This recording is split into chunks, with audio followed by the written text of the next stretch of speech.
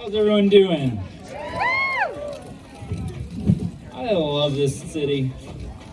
I just got back from a road trip in Saskatchewan helping out a bunch of communities out there. Man, they're on fire as well. They got a different atmosphere because they're all about farming. They're all about growing from the ground, about harvesting, working together as a community in growing our food and trucking it all over this countryside. It's amazing to watch, amazing. What I have to say today is not going to be very popular, it's not going to be very sexy, it's not going to be really attractive, but it's truth, and it comes from within. And it comes from within you, not just me. You know what's true.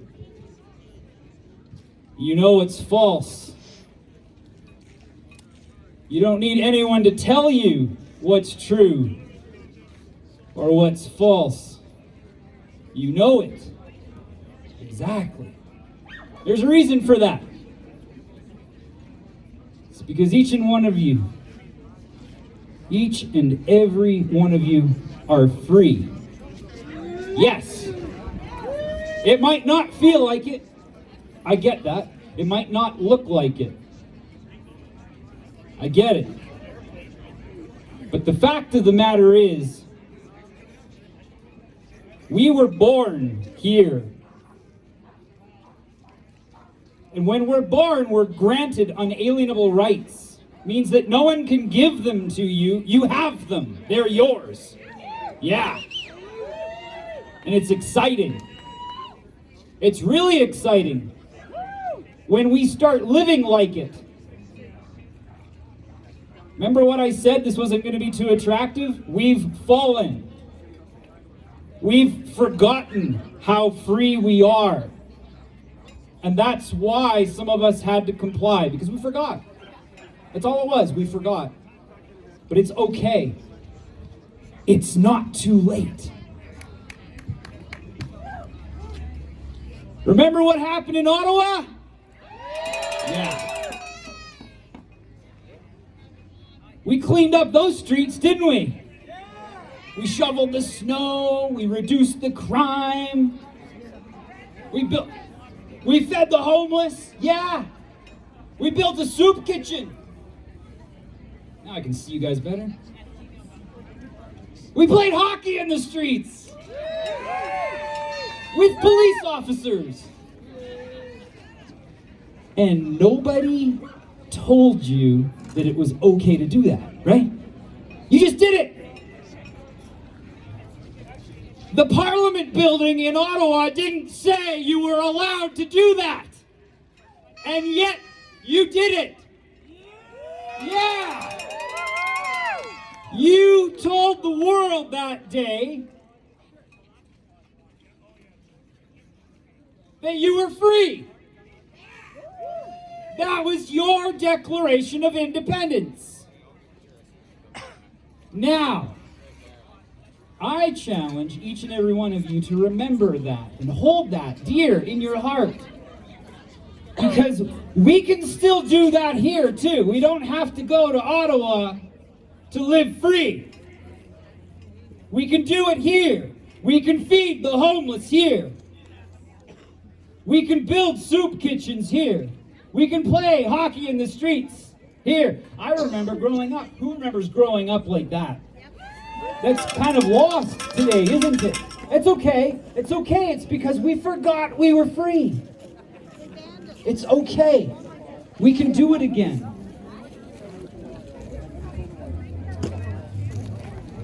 We can put the care back into health care. And we don't need their permission. Right. Now, some of you may know me from before. I don't speak at a whole lot of rallies only because a lot of times, and correct me if I'm wrong, I know that this group doesn't do that nearly as much as some of the other ones. But the reason why I don't talk at these things is because a lot of them are supplications and petitions to people in government to stop doing this thing that they're doing. But the problem is, the reason I don't go is because, I'm sorry, I don't look to them for authority over my life. And that's why I don't get asked to talk about a lot of these things, and that's why sometimes I actually have been censored by freedom fighters, okay? And it's because I call politicians out on stage.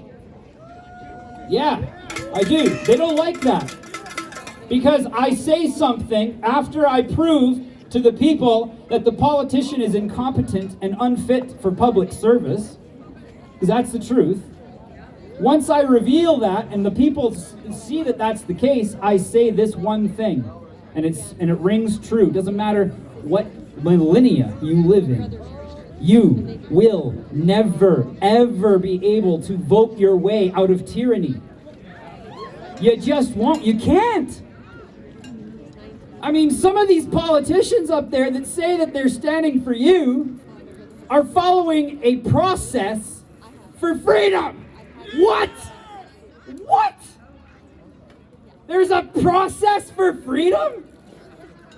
Oh, we have to go through the right process. I'm sorry. There is no process for freedom. They're unalienable rights.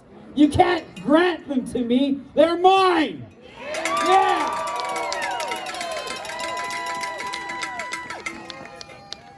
You are free. Say it. I am free. Exactly. You don't need permission to live your life the way that you want. And all we need, really, all we need in history, we have been able to accomplish the greatest revolutions, peaceful revolutions, with 7.5% of the population.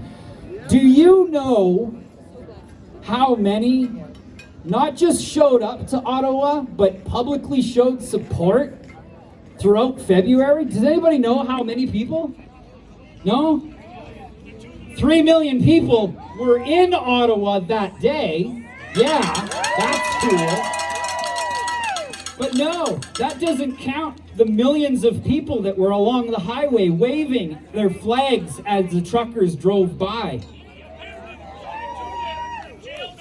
We are pretty sure that there was over 10 million people in Canada, based on what we're seeing, based on the numbers that we've got.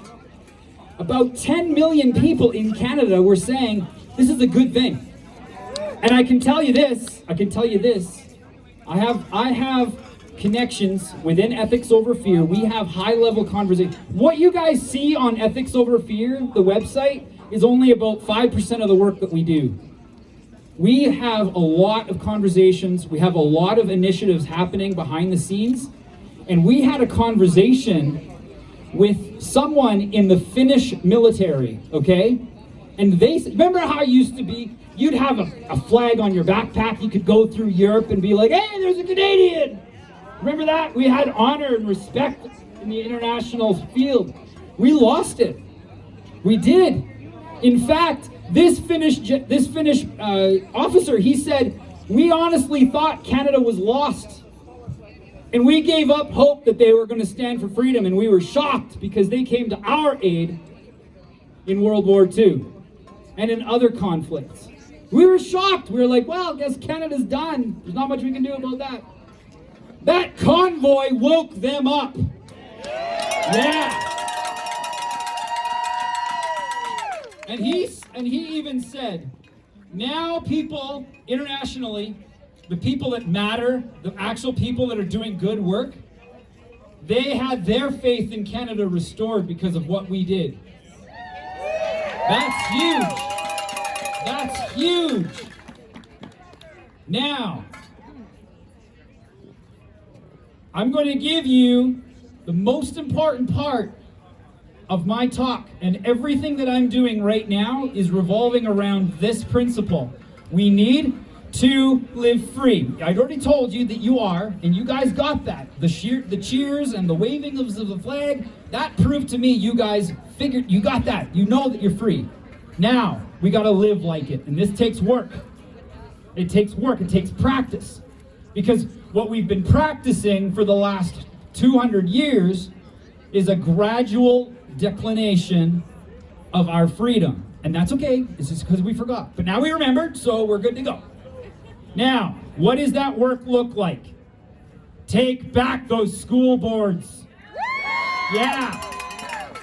Anybody here can run for a school board. And if you can't get in, that's okay. Start your own. Yeah. I said this was going to take work, right?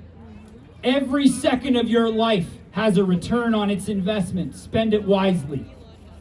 And I can tell you right now that if you're doing things within your community to reestablish freedom, to decentralize the power, to take it back and live free with your fellow men and women, with your neighbors, with your sons and your daughters, it's going to take work.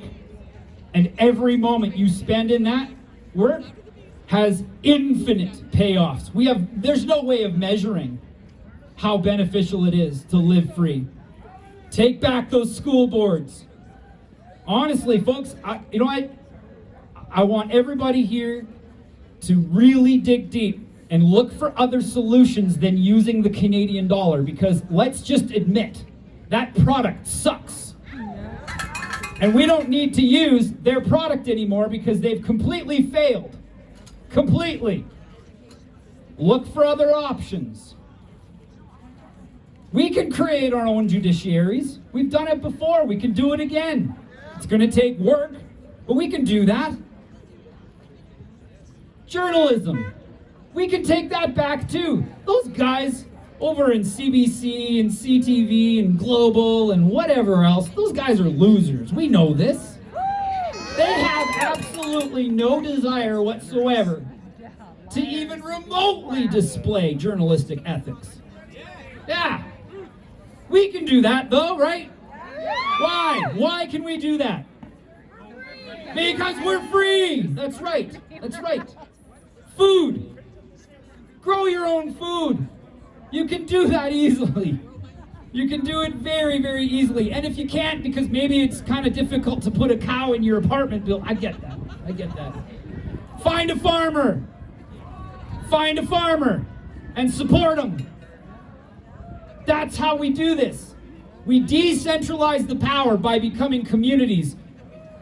We tie in with each other. We form strong relationships. And that's how we become invincible. And when we do that, and we pass that model on to Calgary and Red Deer and Vancouver, and way up in northeast Saskatchewan, where you can't even tell the difference between the sky and the horizon because it's so white. It doesn't matter where. A community can build on that model and create for themselves a whole new reality that makes theirs obsolete. Because they don't care. They don't care. Remember, if they cared, they would have done something about it a long time ago. But they didn't. Because they don't. They don't care. They hate you. They do. I know that's going to ruffle some feathers, and there might even be some people here supportive of those guys. And that's fine. You can do that. But I'm here to tell you the truth. They don't care.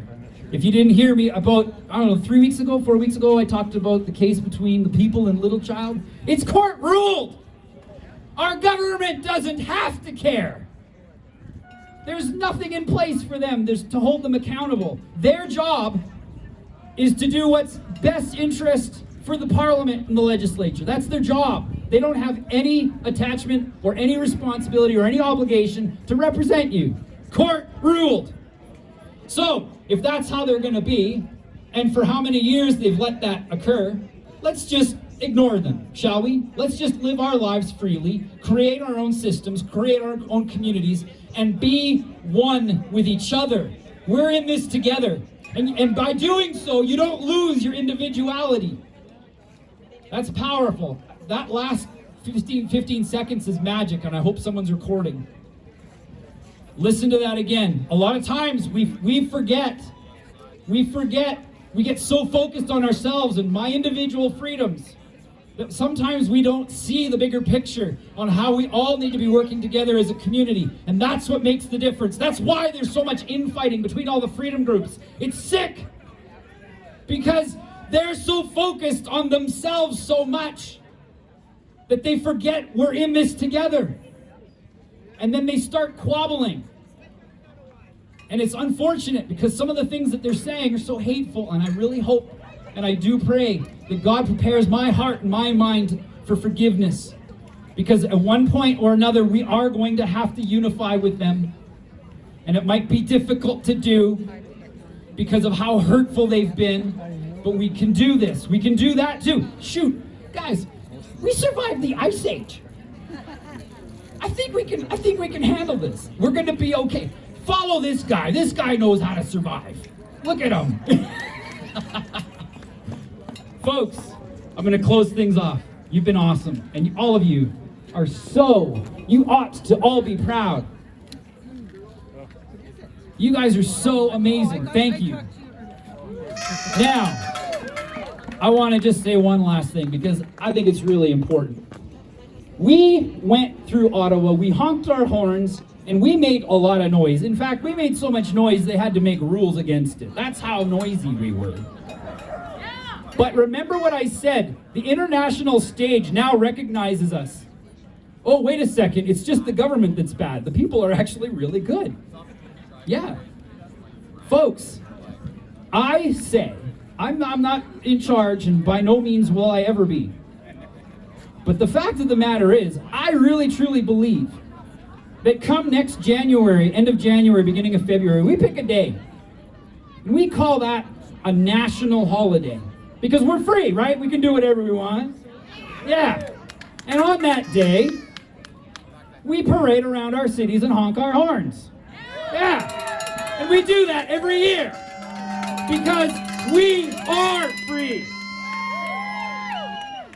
We are independent. And all we have to do is live like it. And then it becomes real. It becomes so real, you can taste it, you can touch it, and you can see it in the eyes of the people around you and in their faces as they smile. Again, thank you all. Have a good day. Enjoy.